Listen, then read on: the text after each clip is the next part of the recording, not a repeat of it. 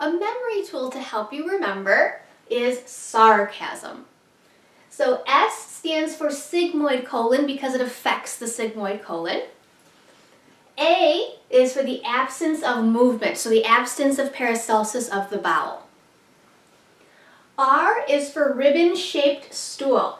This usually occurs in the older child. So typically, this is something we notice right away in newborns, but if we catch it in the older child, the biggest symptom they have is chronic constipation, and when they do have a bowel movement, they have ribbon-shaped stool.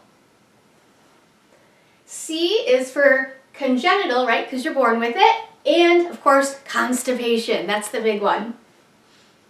A is for abdominal obstruction or abdominal distension because the stool is not moving through the bowel like it's supposed to. And abnormal feeding, so poor feeding, they're not eating well, the newborn can't eat very well, they're not interested in eating. S is for syndrome, Down syndrome, so trisomy 21 we said was a risk factor. So a symptom of aganglionic megacolon is they don't have that bowel movement within the first 24 hours.